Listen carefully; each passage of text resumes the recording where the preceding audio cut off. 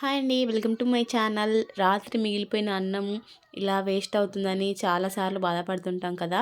అలా వేస్ట్ కాకుండా ఇలా కొత్తగా ట్రై చేయండి. చాలా అంటే చాలా బాగుంటుంది. ఇందుకోసం అన్నంనైతే ఇలా పొడి పొడిగా కలుపుకున్న తర్వాత అందులో కారము, ఉప్పు వేసుకోండి.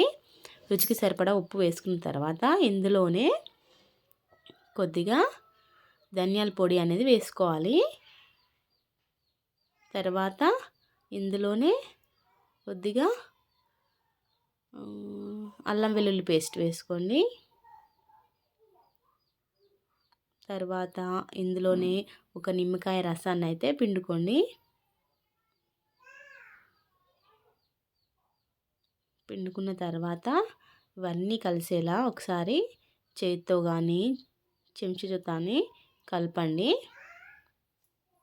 చాలా బాగుంటుంది. తప్పకుండా ట్రై చేయండి. అన్నం ఎప్పుడు కూడా వేస్ట్ చేయొద్దు. అన్నం పరబ్రహ్మ స్వరూపం కదా. ఎన్నో రకంగా కష్టం చేసి తప్ప మన ప్లేట్లోకి అన్నం రాదు కదా. అలా ఎప్పుడు కూడా అన్నాన్ని వేస్ట్ చేయొద్దు. తర్వాత దీంట్లోకి మనమని పోపు పెట్టుకుందాము. స్టవ్ ఆన్ చేసుకొని చిన్న కడాయి పెట్టుకొని అందులో ఆయిల్ వేసుకున్న తర్వాత జీలకర్ర, పచ్చిమిర్చి ముక్కలు, తర్వాత పల్లీలు అనేవి వేసుకొని వేపుకోవాలి. పల్లీలు తర్వాత ఇంకా మినపప్పు కూడా యాడ్ చేసుకోవచ్చు. వెల్లుల్లిపాయలు ఇలా కచ్చపచ్చగా దంచుకొని వేసుకోవాలి. దీంట్లోనే కొద్దిగా కొత్తిమీర, పుదీనా వేసుకోండి.